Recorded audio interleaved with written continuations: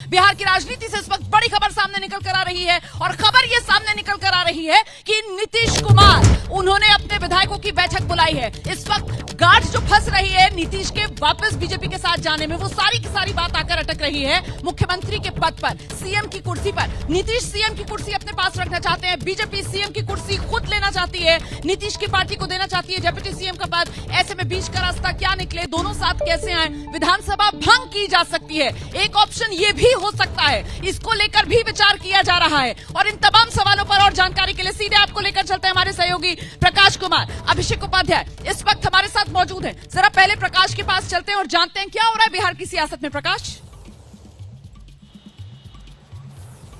देखिए रोमाना, एक बात तो स्पष्ट है कि विधानसभा भंग को लेकर जो भ्रम है वो स्थिति स्पष्ट कर दूं कि किसी विधानसभा को भंग करने के लिए कैबिनेट की सहमति मंजूरी जरूरी है। अभी कैबिनेट तेजस्वी यादव के साथ है, कांग्रेस पार्टी के नेता हैं उसमें लेफ्ट, तो जाहिर है कि जब तक ये सभी मंजूर नहीं करेंगे तब तक वो बात नहीं हो सकती है।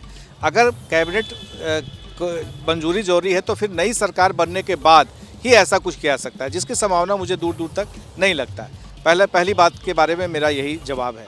दूसरा ये है कि बिहार की राजनीति में पल पल घटनाक्रम बदल रहा है। पहले नीतीश कुमार, उसके बाद फिर अब बीजेपी की बारी है। जैसा कि बताया जा रहा है कि सम्राट चौधरी दिल्ली रवाना हो गए हैं और वहां पर अमित शाह के यहाँ उनकी मुलाकात होनी है। सुशील मोदी भी वहां पर मौजूद होंगे ऐसा कहा जा रहा है। तो जाहिर है कि अब जैसा कि एक के बाद एक राजनीति बढ़ती जा रही है, तो उसमें कल 26 जनवरी है, गणतंत्र दिवस है। तो क्या उस दिन ऐसी कोई घटना हो सकती है बिहार की राजनीति में, कोई उलटफेर, फेरबदल? तो इसकी संभावना कम दिखता है। तो ऐसे में 26 तारीख के बाद 27, 28, 29, 30 ये 4 दिन है जो काफ़ी महत्वपूर्ण है बिहार में गठबंधन के लिहाज से। रोमाना, आप महत्वपूर्ण जानकारी दे रहे हैं। मुझे लगता है अभिषेक उपाध्याय के पास चलते हैं। अभिषेक, मैं बुलंदशहर में इस वक्त मौजूद हूं। यहाँ प्रधानमंत्री नरेंद्र मोदी ने 24 चुनाव के लिए एक तरीके से अभियान का आगाज किया और ये बात सामने निकल कर आई कि आज की तारीख बड़ी शुभ है, पौष पूर्णिमा का दिन है आज। और ऐसे में इसी पौष पूर्णिमा वाले दिन भी क्या बिहार से बीजेपी के लिए अच्छी खबर की जमीन तैयार हो गई? अभिषेक, देखिए रोमाना, हमारे सोर्सेज बताते हैं कि ये कुछ ऐसा ही ऑपरेशन चल रहा था बिहार का जैसे कि इसके पहले महाराष्ट्र में हुआ है। ये अभी उभर करके आया है, लेकिन ये बातचीत हो रही थी। जो हमारे सोर्सेज बता रहे हैं वो ये कह रहे हैं कि नीतीश कुमार संपर्क में थे और सबसे बड़ी बात है कुछ कंडीशंस थी, उन कंडीशंस के आधार पे बात की जा रही थी।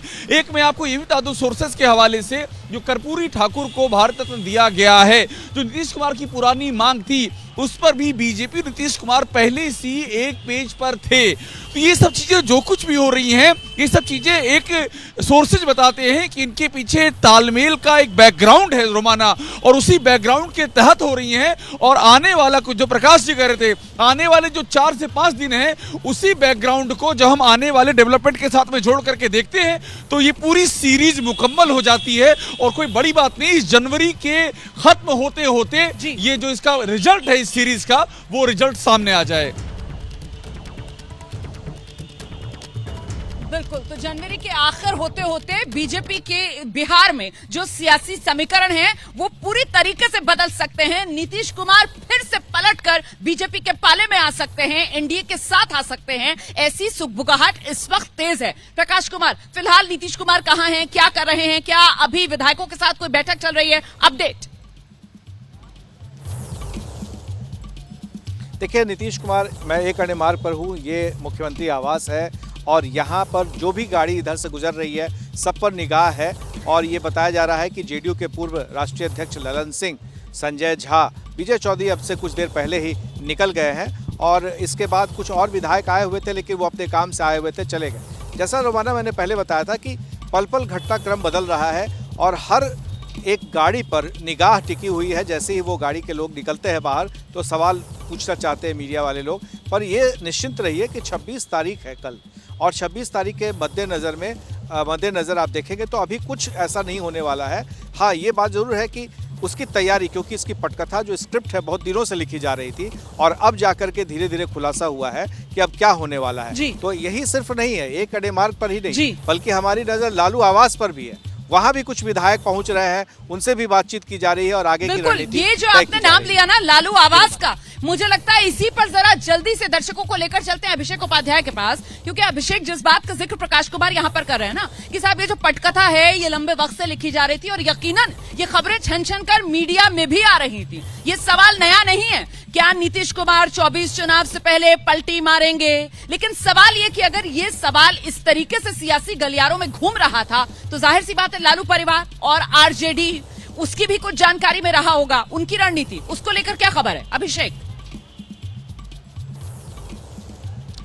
देखिए, उनकी रणनीति बहुत ही साफ है। हमारी जानकारी ये कहती है कि अभी वो वेट एंड वॉच का इंतजार करेंगे, वो अभी अगले कदम का इंतजार करेंगे। लेकिन इतना क्लियर है कि तेजस्वी यादव को अल्टीमेटली ये जो होता हुआ दिख रहा है, इन चीजों के लिए तैयार थे।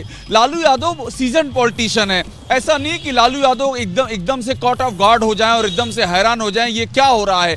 ये जो कुछ भी पक रहा है, प्रकाश जी ने एकदम सही कहा, इसकी पूरी एक पटकथा है। और मैं आपको यहां तक कह रहा हूं कि जो कर्पूरी ठाकुर को भारत रत्न दिया गया है, हमारे सोर्सेज ये कहते हैं कि नीतीश कुमार और बीजेपी आलाकमान इस पर एक पेज में पहले से ही था, एक राउंड की बातचीत हुई है और उसके बाद चूंकि नीतीश कुमार की डिमांड थी, उस डिमांड को मीट आउट किया गया है और उसके बाद ये मामला एक लेवल पर आया है। उस लेवल के बाद अब चीजें आगे बढ़ रही हैं।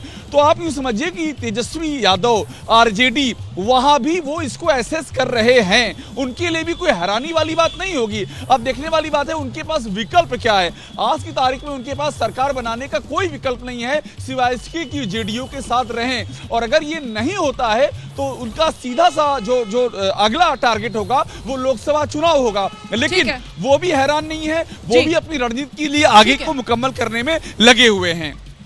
बिल्कुल, देखिए अगला टारगेट यकीनन लोकसभा चुनाव ही है, लेकिन ये नहीं भूलना चाहिए कि ज्यादा दूर बिहार का विधानसभा चुनाव भी नहीं है, क्योंकि हम 24 में आ गए हैं और 25 में बिहार में विधानसभा चुनाव भी होना है। जैसे ही घड़ी का काटा दोपहर 2:30 पे आए, बबीता जी का दिल सास बहू साजिश के लिए मचल जाए। और ये है इनकी बहू, पूरे दिन ऑफिस की टेंशन हो जाए गॉन जब ये करें अपना फेवरेट शो फ्री टाइम पे ऑन। इनकी तरह आप भी देखिए अपना फेवरेट शो अपने टाइम पर और डाउनलोड कीजिए एबीपी लाइव ऐप अपने स्मार्ट टीवी पर।